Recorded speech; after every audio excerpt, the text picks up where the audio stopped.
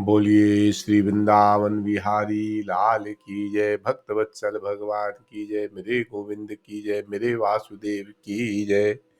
हम नारद पुराण का श्रवण कर रहे हैं।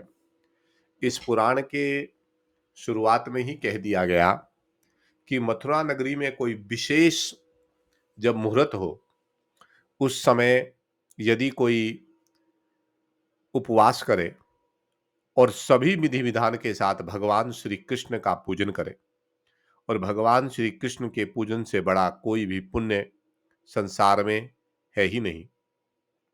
उस पुण्य का जो फल होगा, वो फल केवल नारद पुराण के 3 अध्याय का श्रवण करने से तत्काल मिल जाएगा। तो इसलिए हमारा प्रयास है कि कम से कम 3 अध्याय का रोज श्रवण करें। कल मार्कंडे जी की कथा आई, आज आगे की कथा असूया दोष के कारण राजा बाहु की अवनति और पराजय और उनकी मृत्यु के बाद रानी का ओवर मुनि के आश्रम में रहना। तो गीता जी में भगवान श्री कृष्ण अर्जुन से कहते हैं कि हे अर्जुन, मैंने तुम्हें ये गीता का उपदेश इसलिए दिया क्योंकि तुम असूया हो, अर्थात तुम में समदृष्टि है। क्योंकि अर्जुन कहते हैं कि ये जो धृतराष्ट्र के पुत्र हैं, यद्यपि इन्होंने हमारे साथ गलत काम किया है, तो भी इनको मारने में मैं कोई फायदा नहीं देखता। अर्थात वे कहते हैं कि इनको मारने से क्या लाभ। तो आइए आज इस कथा का श्रवण करते हैं। नारद जी ने पूछा, मुनिश्रेष्ठ राजा सगर कौन थे, वह सब मुझे बताने की कृपा करें। तो कल की कथा में गंगा जी की कथा आई थी कि गंगा जी कितनी पावन है, गंगा जी का श्रवण मात्र करने से मनुष्य को क्या फल प्राप्त होता है, और किस प्रकार से गंगा जी सबके कल्याण के लिए ही प्रकट हुई है। ये सब कथा कल की कथा में आई, और उसी विषय में यहाँ प्रश्न हो रहा है कि राजा सगर कौन है। क्योंकि गंगा जी की जो महात्मा है उसमें बताया जाता है कि किस प्रकार से गंगा जी ने मरे हुए पितरों का भी उद्धार कर दिया था। तो पूछा नारद जी ने कि राजा सगर कौन है और वह सब मुझसे बताने की कृपा करें। सनक जी ने कहा, मुनिवर, गंगा जी का उत्तम महात्मा सुनिए, जिनके जल का स्पर्श होने मात्र से राजा सगर का कुल पवित्र हो गया, संपूर्ण लोकों में सबसे उत्तम बैकुंठ धाम को चला गया। सूर्य वंश में बाहु नाम वाले एक राजा हो गए, उनके पिता का नाम वक था। बाहु बड़े धर्मपरायण राजा थे और सारी पृथ्वी का धर्मपूर्वक पालन करते थे। उन्होंने ब्राह्मण, क्षत्रिय, वैश्य, शूद्र तथा अन्य जीवों को अपने अपने धर्म की मर्यादा में स्थापित किया था। महाराज बाहु ने 7 द्वीपों में 7 अश्वमेध यज्ञ किए। ब्राह्मणों को गाय, भूमि, स्वर्ण तथा वस्त्र आदि देकर भली भांति तृप्त किया। नीति शास्त्र के अनुसार उन्होंने चोर डाकुओं को यथेष्ट दंड देकर शासन में रखा और दूसरों का संताप दूर करके अपने को कृतार्थ माना। पृथ्वी पर बिना जाते जोते बोए अन्न पैदा होता और वह फल फूल से भरी रहती। मुनिवर, देवराज इंद्र उनके राज्य की भूमि पर समय अनुसार वर्षा करते थे और पापाचारियों का अंत हो जाने के कारण वहां की प्रजा धर्म से सुरक्षित रहती थी। एक समय राजा बाहु में असूया के साथ बड़ा भारी अहंकार उत्पन्न हो गया, अर्थात गुणों में दोष दृष्टि पैदा हो गई, जो सब संपत्तियों का नाश करने वाला और अपने विनाश का भी हेतु है। वे सोचने लगे, मैं समस्त लोगों का पालन करने वाला बलवान राजा हूं। मैंने बड़े बड़े यज्ञों का अनुष्ठान किया है, मुझसे पूजनीय दूसरा कौन है। मैं विद्वान हूँ, श्रीमान हूँ, मैंने सब शत्रुओं को जीत लिया है। मुझे वेद और वेदांगों के तत्व का ज्ञान है और नीति शास्त्र का तो मैं बहुत बड़ा पंडित हूँ। मुझे कोई जीत नहीं सकता, मेरे ऐश्वर्य को हानि नहीं पहुंच सकता। इस पृथ्वी पर मुझसे बढ़कर दूसरा कौन है। इस प्रकार अहंकार के वशीभूत होने पर उनके मन में दूसरों के प्रति दोष दृष्टि हो गई। मुनिवर, दोष दृष्टि होने से उस राजा के हृदय में काम प्रबल हो उठा। इन सब दोषों के स्थित होने पर मनुष्य का विनाश होना निश्चित है। यौवन, धन संपत्ति, प्रभुता और अविवेक, इनमें से एक एक भी अनर्थ का कारण होता है। फिर जहां ये चारों मौजूद हों, वहां के लिए तो कहना ही क्या। विप्रवर, उनके भीतर बड़ी भारी असूया पैदा हो गई, जो लोक का विरोध, अपने देह का नाश तथा सब संपत्तियों का अंत करने वाली होती है। सुवत, असूया से भरे हुए चित वाले पुरुषों के पास यदि धन संपत्ति मौजूद हो तो उसे भूसे की आग में वायु के संयोग के समान समझो। जिनका चित्त दूसरों के दोष देखने में लगा होता है, जो पाखंड पूर्ण आचरण का पालन करते हैं, सदा कटु वचन बोला करते हैं, उन्हें इस लोक में और परलोक में सुख नहीं मिलता। जिनका मन असूया दोष से दूषित है तथा जो सदा निष्ठुर भाषण किया करते हैं, उनके प्रियजन, पुत्र तथा भाई बंधु भी शत्रु बन जाते हैं। जो पराई स्त्री को देखकर मन ही मन उसे प्राप्त करने की अभिलाषा करता है, वह अपनी संपत्ति का नाश करने के लिए स्वयं ही कुठार बन गया है। इसमें संशय नहीं। मुने, जो मनुष्य अपने कल्याण का नाश करने के लिए प्रयत्न करता है, वह दूसरों का कल्याण देखकर अपनी कुत्सित बुद्धि के कारण उनसे डाह करने लगता है। ब्राह्मण, जो मित्र, संतान, ग्रह, क्षेत्र, धन, धान्य और पशु सबकी हानि देखना चाहता हो, वही सदा दूसरों से असूया करे। तदनंतर जब राजा बाहु का हृदय असूया दोष से दूषित हो जाने के कारण वे अत्यंत उद्दंड हो गए, तब हेहे और तालजंग कुल के क्षत्रिय उनके प्रबल शत्रु बन गए। असूया होने पर दूसरे जीवों के साथ द्वेष बहुत बढ़ जाता है, इसमें संदेह नहीं। असूया से दूषित चित्त वाला उस राजा का अपने शत्रुओं के साथ लगातार 1 मास तक भयंकर युद्ध होता रहा। अंत में वे अपने वैरी हेहा और तालजंग नाम वाले क्षत्रियों से परास्त हो गए। अतः दुखी होकर राजा बाहु अपनी गर्भवती पत्नी के साथ वन में चले गए। वहां एक बहुत बड़ा सुंदर बड़ा तालाब देखकर उन्हें बड़ा संतोष हुआ, परंतु उनके मन में तो असूया भरी हुई थी, इसलिए उनका भाव देखकर उस जलाशय के पक्षी भी इधर उधर छिप गए। यह बड़े आश्चर्य की बात हुई। उस समय बड़ी उतावली के साथ अपने घोंसले में समाते हुए वे पक्षी इस प्रकार कह रहे थे, अहो, बड़े कष्ट की बात है, यहाँ तो कोई भयानक पुरुष आ गया। राजा ने अपनी दोनों पत्नियों के साथ उस सरोवर में प्रवेश करके जल पिया और वृक्ष के नीचे उसे सुखद छाया में जा बैठे।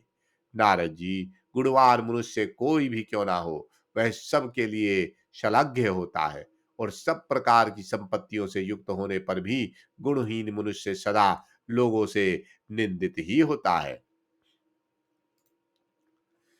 द्विजश्रेष्ठ, नारद उस समय बाहु की बहुत निंदा हुई थी। वे संसार में अपने पुरुषार्थ और यश का नाश करके मरे हुए की भांति वन में रहते थे। अकीर्ति के समान कोई मृत्यु नहीं है, क्रोध के समान कोई शत्रु नहीं है, निंदा के समान कोई पाप नहीं है, और मोह के समान कोई भय नहीं है। असूया के समान कोई अपकीर्ति नहीं है, काम के समान कोई आग नहीं है, राग के समान कोई बंधन नहीं है, और संग अथवा आसक्ति के समान कोई विष नहीं है। एक बार और इसका स्मरण करते हैं। अकीर्ति के समान कोई मृत्यु नहीं है। जिसका अपमान हो जाए उसको मृत्यु के समान ही समझना चाहिए।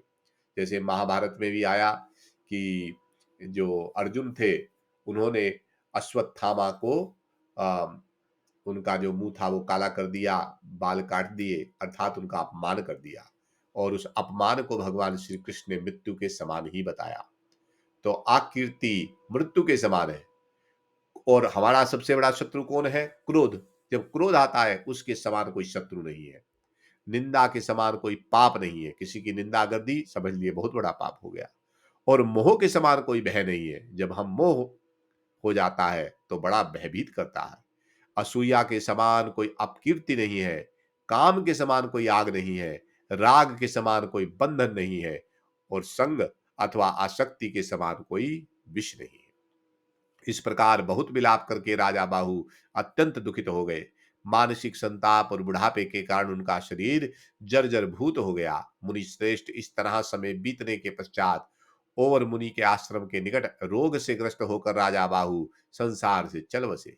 उनकी छोटी पत्नी यद्यपि गर्भवती थी, तो भी दुख से आतुर हो दीर्घ काल तक विलाप करके उसने पति के साथ चिता पर जल भरने का विचार किया। इसी बीच में परम बुद्धिमान और मुनि, जो महान तेज के निधि थे, वहां पहुंचे। उन्होंने उत्तम समाधि के द्वारा यह सब वृतांत जान लिया था। मुनीश्वरगण तीनों कालों के ज्ञाता होते हैं। वे असूया रहित महात्मा अपनी ज्ञान दृष्टि से भूत भविष्य और वर्तमान सब कुछ देख लेते हैं। परम पुण्यात्मा और मुनि अपनी तपस्या के कारण तेज की राशि जान पड़ते थे। वे उसी स्थान पर आए जहां राजा बाहु की प्यारी एवं पतिव्रता पत्नी खड़ी थी। मुनि श्रेष्ठ नारद रानी को चिता पर चढ़ने के लिए उद्धत देख मुनिवर और धर्म मूलक वचन बोले। ओवर ने कहा, महाराज, बाहु की प्यारी पत्नी, तू पतिव्रता है, किंतु चिता पर चढ़ने का अत्यंत साहसपूर्ण कार्य न कर। तेरे गर्भ में शत्रुओं का नाश करने वाला चक्रवर्ती बालक है। कल्याणमयी राजपुत्री, जिनकी संतान बहुत छोटी हो, जो गर्भवती हो, जिन्होंने अभी ऋतुकाल ना देखा हो तथा जो रजस्वाला हो, ऐसी स्त्रियां पति के साथ चिता पर नहीं चढ़ती। उनके लिए चितारोहण का निषेध है। श्रेष्ठ पुरुषों ने ब्रह्म हत्या आदि पापों का प्रायश्चित बताया है। पाखंडी और परनिंदा का भी उद्धार होता है, किंतु जो गर्भ के बालक की हत्या करता है, उसके उद्धार का कोई पाप नहीं है। सुव्रते, नास्तिक, कृतघ्न, धर्म त्यागी और विश्वासघाती के उद्धार का भी कोई उपाय नहीं है। अतः शोभने, तुझे यह महान पाप नहीं करना चाहिए। मुनि के इस प्रकार कहने पर पतिव्रता रानी को उनके वचन पर विश्वास हो गया और वह अत्यंत दुख से पीड़ित हो अपने मरे पति के चरण कमलों को पकड़कर विलाप करने लगी। महात्मा और सब शास्त्रों के ज्ञाता थे। वे रानी से पुनः बोले, राजकुमारी, तू रो मत, तुझे श्रेष्ठ राजलक्ष्मी प्राप्त होगी। महाभागे, इस समय सज्जन पुरुषों के सहयोग से इस मृतक शरीर का दाह संस्कार करना उचित है। अतः शोक त्याग कर तू समय उचित कार्य कर। पंडित हो या मूर्ख, दरिद्र हो या धनवान, तथा दुराचारी हो सदाचारी, सब पर मृत्यु की समान दृष्टि है। नगर में हो या वन में, समुद्र में हो या पर्वत पर, जीवन ने जो कर्म किया है उसे उसका भोग अवश्य करना होगा। जैसे दुख बिना बुलाए ही प्राणियों के पास चले आता है, उसी प्रकार सुख भी आ सकते हैं, ऐसी मेरी मान्यता है। इस विषय में देव ही प्रबल है। पूर्व जन्म के जो जो कर्म है, उन्हीं उन्हीं को यहाँ भोगना पड़ता है। कमल ने जीव गर्भ में हो या बाल्य अवस्था में, जवानी में हो या बुढ़ापे में, उन्हें मृत्यु के अधीन अवश्य होना पड़ता है। अतः सुरते, इस दुख को त्याग कर तू सुखी हो जा। पति के अंत्येष्टि संस्कार कर और विवेक के द्वार स्थित हो जा। यह शरीर कर्म पाश में बांधा हुआ तथा हजारों दुख और व्याधियों से घिरा हुआ है। इसमें सुख का तो आभास ही मात्र है, कलेश ही अधिक होता है। परम बुद्धिमान और मुनि ने रानी को इस प्रकार समझा बुझाकर उससे दाह संबंधी कार्य करवाए। फिर उसने शोक त्याग दिया और मुनीश्वर को प्रणाम करके कहा, भगवान, आप जैसे संत दूसरों की भलाई के ही अभिलाषा रखते हैं, इसमें कोई आश्चर्य की बात नहीं। पृथ्वी पर जितने भी वृक्ष हैं, वे अपने उपभोग के लिए नहीं फलते, उनका फल दूसरों के ही काम आता है। इसलिए जो दूसरों के दुख से दुखी और दूसरों की प्रसन्नता से प्रसन्न होता है, वही नर रूपधारी जगदीश्वर नारायण है। संत पुरुष दूसरों का दुख दूर करने के लिए शास्त्र सुनते हैं और अवसर आने पर सबका दुख दूर करने के लिए शास्त्रों के वचन कहते हैं। जहां संत रहते हैं वहां दुख नहीं सताता, क्योंकि जहां सूर्य है वहां अंधकार कैसे रह सकता है। इस प्रकार कहकर रानी ने उस तालाब के किनारे मुनि की बताई हुई विधि के अनुसार अपने पति की अन्य पारलौकिक क्रियाएं संपन्न की। हाँ, और मुनि के स्थित होने से राजा बाहु तेज से प्रकाशित होते हुए चिता से निकले और श्रेष्ठ विमान पर बैठकर मुनीश्वर और मुनि को प्रणाम करके परम धाम को चले गए। जिन पर महापुरुषों की दृष्टि पड़ती है, वे महापातक और उपातक से युक्त होने पर भी अवश्य परम पद को प्राप्त हो जाते हैं। पुण्यात्मा पुरुष यदि किसी के शरीर को, शरीर के भस्म को अथवा उसके धुएं को भी देख ले, तो वह परम पद को प्राप्त होता है। नारद जी, पति का श्राद्ध कर्म करके रानी और मुनि के आश्रम पर गई और अपनी सोत के साथ महर्षि की सेवा करने लगी। सगर का जन्म, शत्रु विजयी कपिल के क्रोध से सगर पुत्रों का विनाश तथा भगीरथी लाई हुई गंगा जी के स्पर्श से उन सबका उद्धार। सनक जी कहते हैं, मुनीश्वर, इस प्रकार राजा बाहु के वे दोनों रानियां ओवर मुनि के आश्रम पर रहकर प्रतिदिन भक्ति भाव से उनकी सेवा ससुरा करती रही। नारद जी, इस तरह 6 महीने बीत जाने पर राजा की जो ज्येष्ठ रानी थी, उसके मन में सोत की समृद्धि देखकर पाप पूर्ण विचार उत्पन्न हुआ। अतः उस पापनी ने छोटी रानी को जहर दे दिया। किंतु छोटी रानी प्रतिदिन आश्रम की भूमि लेपन आदि के द्वारा मुनि की भली भांति सेवा करती थी, इसलिए उस पुण्य कर्म के प्रभाव से रानी पर उस विष का असर नहीं हुआ। तत्पश्चात 3 मास और व्यतीत होने पर रानी ने शुभ समय में विष के साथ ही एक पुत्र को जन्म दिया। मुनि की सेवा से रानी के सब पाप नष्ट हो चुके थे। अहो, लोक में सत्संग का कैसा महत्व है! वह कौन सा पाप नष्ट नहीं कर सकता, और सत्संग के प्रभाव से पाप नष्ट हो जाने पर पुण्यात्मा मनुष्यों को कौन सा सुख अधिक से अधिक नहीं मिल सकता। जानकर और अनजान में किया हुआ तथा दूसरों से कराया हुआ जो पाप है, उस सब को महात्मा पुरुषों की सेवा तत्काल नष्ट कर देती है। संसार में सत्संग के प्रभाव से जड़ भी पूज्य हो जाता है। जैसे भगवान शंकर के द्वारा ललाट में ग्रहण कर लिए जाने पर एक कल का चंद्रमा भी वंदनीय हो गया। विप्रवर इस लोक और परलोक में सत्संग मनुष्यों को सदा उत्तम समृद्धि प्रदान करता है। इसलिए संत पुरुष परम पूजनीय है। मुनीश्वर, महात्मा पुरुषों के गुणों का वर्णन करने में कौन समर्थ है। अहो, उनके प्रभाव से गर्भ में पड़ा हुआ विष 3 मास तक पचता रहा। यह कैसी अद्भुत बात है। तेजस्वी मुनि औरव ने गर के सहित उत्पन्न हुए पुत्र को देखकर उसका जातकर्म संस्कार किया और बालक का नाम सगर रखा। माता ने बालक सगर को बड़े प्रेम से पालन पोषण किया। मुनीश्वर और ने यथा समय उसके चूड़ा कर्म तथा यज्ञोपवित संस्कार किया तथा राजा के लिए उपयोगी शास्त्रों का उसे अध्ययन कराया। मुनि सब मंत्रों के ज्ञाता थे। उन्होंने देखा सगर अब बाल्यावस्था से कुछ ऊपर उठ चुका है और मंत्र ग्रहण करने में समर्थ है। तब उसे अस्त्र शस्त्रों से मंत्र सहित शिक्षा दी। नारद जी, महर्षि और से शिक्षा पाकर सगर बड़ा बलवान, धर्मात्मा, कृतज्ञ, गुणवान तथा परम बुद्धिमान हो गया। धर्मज्ञ सगर अब प्रतिदिन अमित तेजस्वी और मुनि के लिए समिधा, कुशा, जल और फूल आदि लाने लगा। बालक बड़ा विनयी और सद्गुणों का भंडार था। एक दिन उसने अपनी माता को प्रणाम करके हाथ जोड़कर कहा। सगर बोले, माँ, मेरे पिताजी कहाँ चले गए, उनका क्या नाम है और वे किसके कुल में उत्पन्न हुए।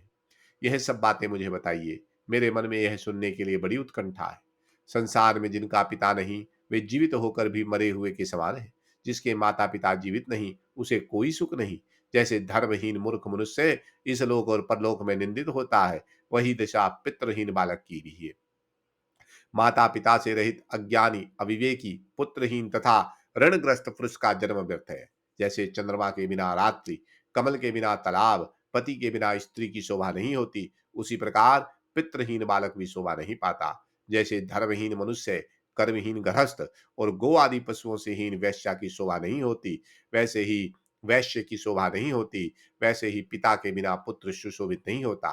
जैसे सत्य रहित वचन, साधु पुरुषों से रहित सभा, दया शून्य तप व्यर्थ है, वही दशा पिता के बिना बालक की होती है। जैसे वृक्ष के बिना वन, जल के बिना नदी, वेगहीन घोड़ा निरर्थक होता है, वैसे ही पिता के बिना बालक की दशा होती है। माँ, जैसे याचक मनुष्य लोकों में अत्यंत लघु समझा जाता है, उसी प्रकार पितृहीन बालक बहुत दुख उठाता है।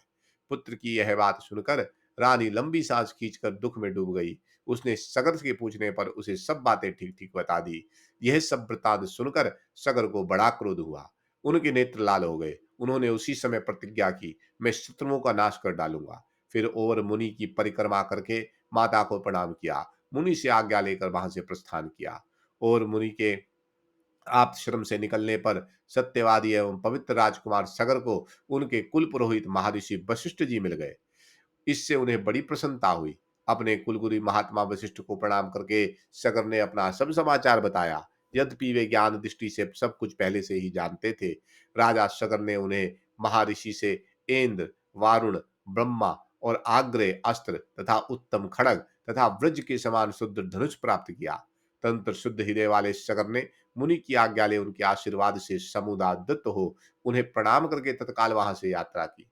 शूरवीर सगर ने एक ही धनुष से अपने विरोधियों को पुत्र पौत्र तथा सेना सहित स्वर्गलोक पहुंचा दिया। उनके धनुष से छूटे हुए अग्नि सदस्य बाणों से संतप्त होकर कितने ही शत्रु नष्ट हो गए, कितने ही भयभीत होकर भाग गए। शक, यवन तथा अन्य बहुत से राजा प्राण बचाने का इच्छा से तुरंत वशिष्ठ मुनि के शरण में गए। इस प्रकार भूमंडल पर विजय प्राप्त करके बाहुपुत्र सगर शीघ्र ही आचार्य वशिष्ठ के समीप आए। उन्हें अपने गुप्तचरों से यह बात मालूम हो गई कि हमारे शत्रु गुरु जी की शरण में गए हैं। बाहुपुत्र सगर को आया हुआ सुनकर महर्षि वशिष्ठ शरणागत राजाओं की रक्षा करने तथा अपने शिष्य सगर की प्रसन्नता के लिए क्षण भर विचार करने लगे। फिर उन्होंने कितने ही राजाओं के सिर मुंडवा दिए और कितने ही राजाओं की दाढ़ी मूछ मुंडवा दी। यह देखकर सगर हंस पड़े और अपने तपोनिधि गुरु से इस प्रकार बोले। सगर ने कहा, गुरुदेव, आप इन दुराचारियों की व्यर्थ रक्षा करते हैं। इन्होंने मेरे पिता के राज्य का अपहरण कर लिया था, अतः मैं सब प्रकार से इनका संहार कर डालूंगा। पापात्मा दुष्ट मनुष्य जब तक दुष्टता करते हैं, जब तक ही उनकी शक्ति प्रबल होती है। इसलिए शत्रु यदि दास बनकर आए, वैश्याएं सौहर्द दिखाएं और सांप साधुता पकड़ करे, तो कल्याण की इच्छा रखने वाले पुरुष को उन पर विश्वास नहीं करना चाहिए। क्रूर मनुष्य पहले तो जीभ से बड़ी कठोर बातें बोलते हैं, किंतु जब निर्बल पड़ जाते हैं तो उसी जीभ से बड़ी करुणाजनक बातें कहने लगते हैं। जिसको अपने कल्याण की इच्छा हो, वह नीति शास्त्र का ज्ञाता पुरुष दुष्टों के दंभपूर्ण साधु भाव और दास भाव पर कभी विश्वास न करे। नर्मता दिखाते हुए दुर्जन, कपटी मित्र और दुस्वभाव वाली स्त्री पर विश्वास करने वाला पुरुष मृत्यु तुल्य खतरे में ही है। अतः गुरुदेव, आप इनकी प्राण रक्षा ना करें। ये रूप तो गौ का सा बनाकर आए हैं, परंतु इनका कर्म व्याघ्र के समान है। इन सब दुष्टों का वध करके मैं आपके कृपा से इस पृथ्वी का पालन करूंगा। वशिष्ठ जी बोले, महाभाग, तुम्हें अनेक अनेक साधुवाद है। सुभद्र, तुम ठीक कहते हो। फिर भी मेरी बात सुनकर तुम्हें पूर्ण शांति मिलेगी। राजन, सभी जीव कर्मों की रस्सी में बंधे हुए हैं। तथापि जो अपने पापों से मरे मारे गए हैं, उन्हें फिर किस लिए मारते हो? यह शरीर पाप से उत्पन्न हुआ, पाप से ही बढ़ रहा है। इसे पाप मूलक जानकर भी तुम क्या इसका वध करने को उद्यत हुए हो? तुम वीर क्षत्रिय हो। इस पाप मूलक शरीर को मारकर तुम्हें कौन सी कीर्ति प्राप्त होगी? ऐसा विचार कर इन लोगों को मत मारो। गुरु वशिष्ठ का यह वचन सुनकर सगर का क्रोध शांत हो गया। उस समय मुनि भी सगर के शरीर पर अपना हाथ फेरते हुए बहुत प्रसन्न हुए। तदंतर महर्षि वशिष्ठ ने उत्तम व्रत का पालन करने वाले अन्य मुनियों के साथ महात्मा सगर का राज्याभिषेक किया। सगर की दो स्त्रियां थी, केशिनी और सुमति। नारद जी, ये दोनों विदर्भ राज काश्यप की कन्याएं थी। एक समय राजा सगर की दोनों पत्नियों द्वारा प्रार्थना करने पर भृगुवंशी मंत्रवेता और मुनि ने उन्हें पुत्र प्राप्ति के लिए वर दिया। वे मुनीश्वर तीनों कालों काल की बातें जानते थे। उन्होंने क्षण भर ध्यान में स्थित होकर केशनी और सुमिता का हर्ष बढ़ाते हुए इस प्रकार कहा। और अब बोले, महाभागे, तुम दोनों में से एक रानी तो एक ही पुत्र प्राप्त करेगी, किंतु वह वंश को चलाने वाला होगा, परंतु दूसरी केवल संतान विषयक इच्छा की पूर्ति के लिए 60,000 पुत्र पैदा करेगी। तुम लोग अपनी रुचि के अनुसार इनमें से एक एक वर मांग लो। औरव मुनि का यह वचन सुनकर केशनी ने वंश परंपरा के हेतु बहुत एक ही पुत्र का वरदान मांगा, तथा रानी सुमति के 60,000 पुत्र उत्पन्न हुए। मुनि श्रेष्ठ, केशनी के पुत्र का नाम असमंजस हुआ। दुष्ट असमंजस उन्मत्त सी चेष्टा करने लगा। उसकी देखी देखी सगर के सभी पुत्र बुरे आचरण करने लगे। इन सब के दूषित कर्मों को देखकर बाहुपुत्र राजा सगर बहुत दुखी हुए। उन्होंने अपने पुत्रों के निंदित कर्म पर भली भांति विचार किया। फिर सोचने लगे, अहो, इस संसार में दुष्टों का संग अत्यंत कष्ट देने वाला है। तदंतर असमंजस के अंशुमान नामक पुत्र उत्पन्न हुआ, जो बड़ा धर्मात्मा, गुणवान और शास्त्रों का ज्ञाता था। वह सदा अपने पितामह राजा सगर के हित में संलग्न रहता था। सगर के सभी दुराचारी पुत्र लोक में उपद्रव करने लगे। वे धार्मिक अनुष्ठान करने वाले लोगों के कार्य में सदा विघ्न डाला करते थे। वे दुष्ट राजकुमार सदा मद्यपान करते, पारिजात आदि दिव्य वृक्षों के फूल लाकर अपने शरीर को सजाते थे। उन्होंने साधु पुरुषों की जीविका छीन ली और सदाचार का नाश कर डाला। यह सब देखकर इंद्र आदि देवता अत्यंत दुख से पीड़ित हो इन सगर पुत्रों के नाश के लिए कोई उत्तम उपाय सोचने लगे। सब देवता कुछ निश्चय करके पाताल की गुफा में रहने वाले देवदेवेश्वर भगवान कपिल के समीप गए। कपिल जी अपने मन से परमानंद स्वरूप आत्मा का ध्यान कर रहे थे। देवताओं ने भूमि पर दंड की भांति लेटकर उन्हें साष्टांग प्रणाम किया और इस प्रकार स्तुति की। देवता बोले, भगवान, आप योग शक्तियों से संपन्न हैं, आपको नमस्कार है। आप सांख्य योग में रत रहने वाले, आपको नमस्कार है। आप नर रूप से छिपे हुए नारायण हैं, आपको नमस्कार है। संसार रूपी वन को भस्म करने के लिए आप दावानल के समान हैं, तथा धर्म पालन के लिए सेतु रूप हैं, आपको नमस्कार है। प्रभु, आप महान वीतराग महात्मा है, आपको बारंबार नमस्कार है। हम सब देवता सगर के पुत्रों से पीड़ित हो आपकी शरण में आए हैं, आप हमारी रक्षा कीजिए। कपिल जी ने कहा, श्रेष्ठ देवगण, जो लोग इस जगत में अपने यश बल धन आयु का नाश चाहते हैं, वे ही लोगों को पीड़ा देते हैं। जो सर्वदा मन वाणी और क्रिया द्वारा दूसरों को पीड़ा देते हैं, उन्हें देव ही शीघ्र नष्ट कर देता है। थोड़े ही दिनों में इन सगर पुत्रों का नाश हो जाएगा। महात्मा कपिल मुनि के ऐसा कहने पर देवता विधिपूर्वक उन्हें प्रणाम करके स्वर्गलोक को चले गए। इसी बीच में राजा सगर ने वशिष्ठ आदि महर्षियों के सहयोग से परम उत्तम अश्वमेघ यज्ञ का अनुष्ठान आरंभ किया। उस यज्ञ के लिए नियुक्त किए हुए घोड़ों को देवराज इंद्र ने चुरा लिया और पाताल में जहां कपिल मुनि रहते थे वहीं ले जाकर बांध दिया। इंद्र के द्वारा चुराए हुए उस अश्व को खोजने के लिए सगर के सभी पुत्र आश्चर्यचकित होकर भू आदि लोकों में घूमने लगे।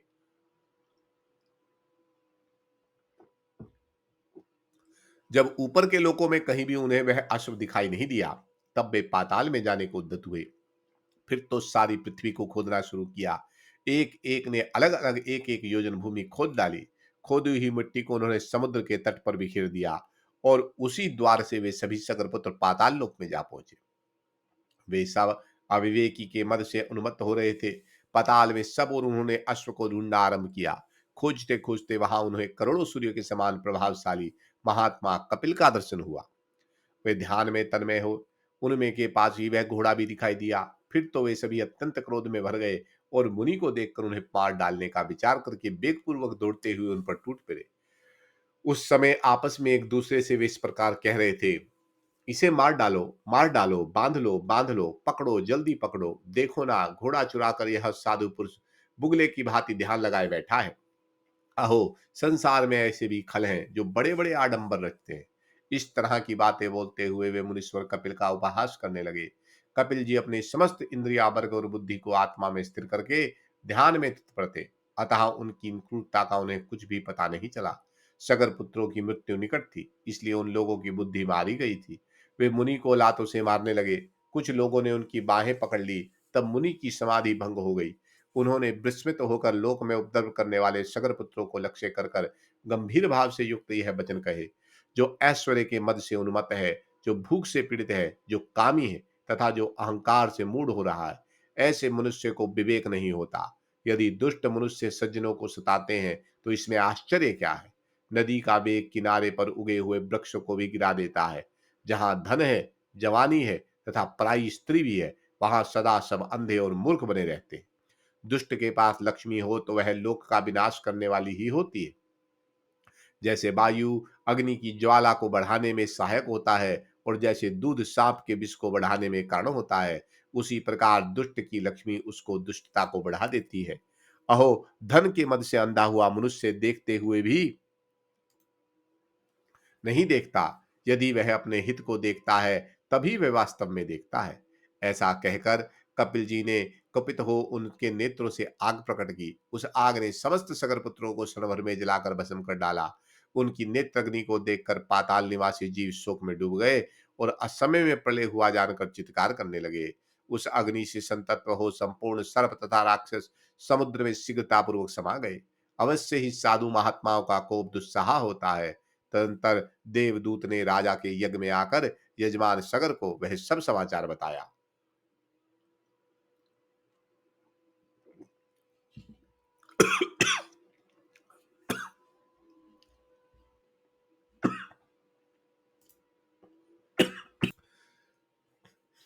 सब वृतांत को सुनकर उन्होंने अत्यंत प्रसन्नता पूर्वक कहा, देव ने ही उन दुष्टों को दंड दिया है। माता पिता भाई अथवा पुत्र जो भी पाप करता है वही शत्रु माना गया है।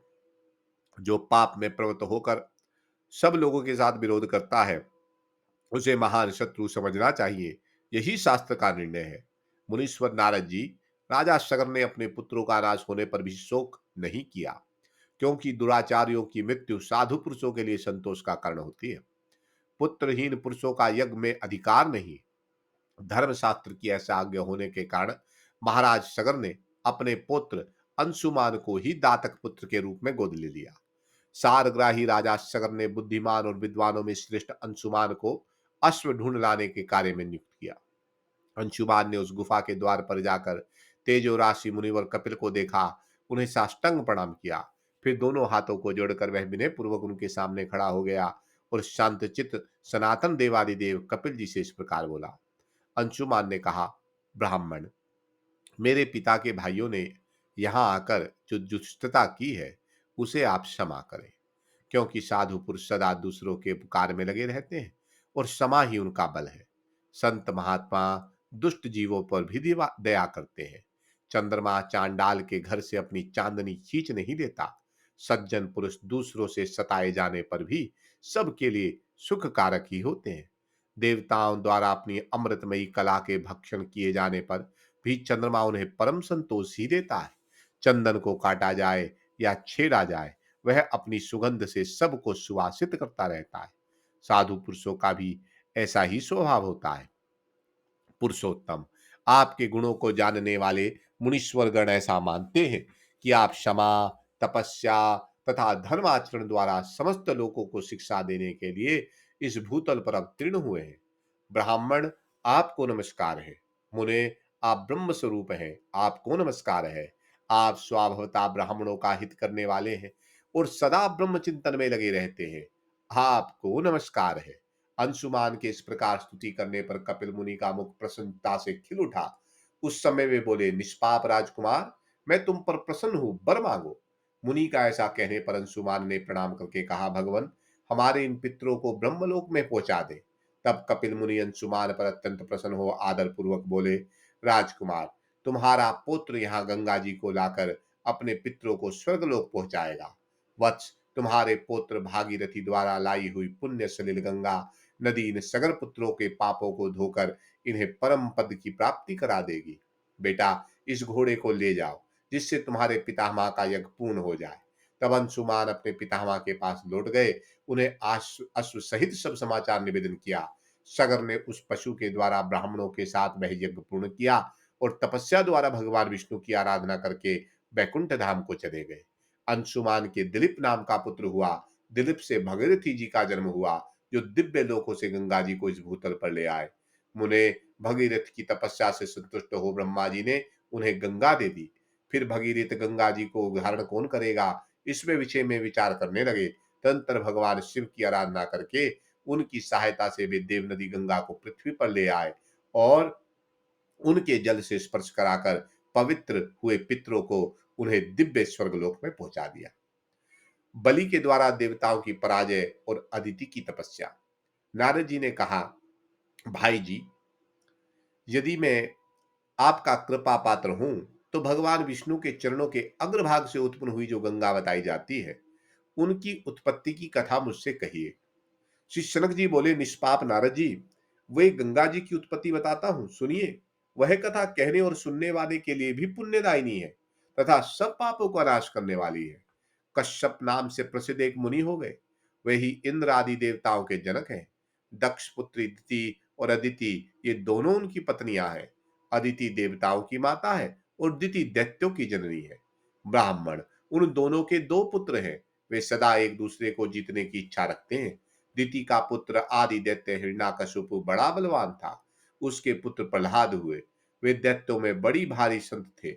प्रहलाद का पुत्र विरोचन हुआ, जो ब्राह्मण भक्त था। विरोचन के पुत्र बलि हुए, जो अत्यंत तेजस्वी और प्रतापी थे। मुने, बलि ही दैत्यों के सेनापति हुए। वे बहुत बड़ी सेना के साथ इस पृथ्वी का राज्य भोगते थे।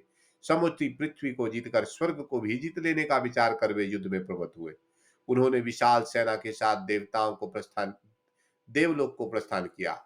देव शत्रु बलि ने स्वर्गलोक में पहुंचकर सिंह के समान पराक्रमी दैत्य द्वारा इंद्र की राजधानी को घेर लिया। तब इंद्र आदि देवता भी युद्ध के लिए नगर से बाहर निकले। तदंतर देवताओं और दैत्यों में घोर युद्ध छिड़ गया। दैत्यों ने देवताओं की सेना पर बाणों की छड़ी लगा दी। इस प्रकार देवता भी दैत्य सेना का बाण वर्षा करने लगे। तदंतर दैत्यगण भी देवताओं पर नाना प्रकार के अस्त्र शस्त्र द्वारा घातक प्रहार करने लगे। पत्थर, भिंदीपाल, खड़ग, परुष, तोमर, परिध, सुरिका, कुंत, चक्र, शंख, मूसल, अकुंश, लगल, पठिष्य, शक्ति, उपल, शतधनी, पाश, थप्पड़, मुक्के, शूल, नालिक, नारज, दूर से फेंकने योग्य अनन्य शास्त्र अस्त्र तथा मुद्र से वे देवताओं को मारने लगे। रथ, अश्व, गज और पैदल सेनाओं से खचाखच भरा हुआ यह युद्ध निरंतर बढ़ने लगा। देवताओं ने भी दैत्यों पर अनेक प्रकार के अस्त्र चलाए। इस प्रकार 1000 वर्ष तक वहां युद्ध चलता रहा। अंत में दैत्यों का बल बढ़ जाने के कारण देवता परास्त हो गए। सब के सब भयभीत हो स्वर्गलोक को छोड़कर भाग गए। वे मनुष्य के रूप में छिपकर पृथ्वी पर विचरने लगे।